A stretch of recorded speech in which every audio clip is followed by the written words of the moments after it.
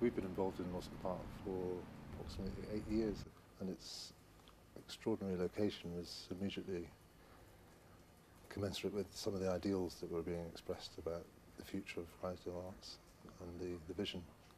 One of the biggest challenges of designing within an existing envelope of a building that was designed for storing hay and for accommodating animals and basically not doing what we're expecting the building to do now is to fit everything in terms of the very complex levels of the site.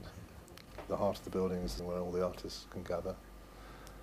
There's a domestic part which accommodates the caretaker and some artists' residence rooms for short stay and long stay artist rooms in the farther reaches of the building.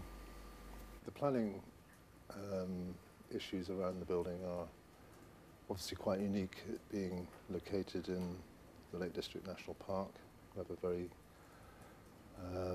fixed view of the built environment in this landscape, and this was something that was quite new to our way of working. We normally look at buildings in their contemporary state and look at the opportunities that they can offer in the way that the user wants to use the building.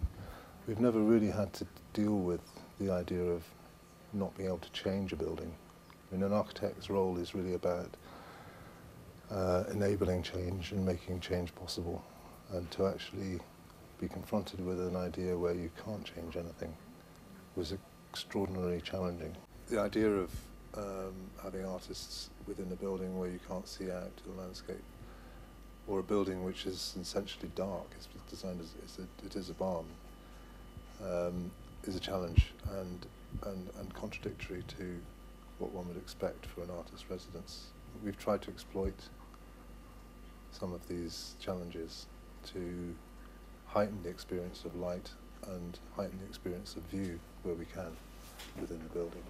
And we've tried to, I suppose, take a fairly eclectic approach to the interior of this building. You might think of barn conversions typically as having very tasteful wood floors and having a kind of exposed truss roof, and there is a kind of idiom that is a barn conversion aesthetic, if you like, and we've tried to subvert that. So an oak floor is actually a kind of industrial oak floor, which is still using a natural material, but it's been changed through an industrial process.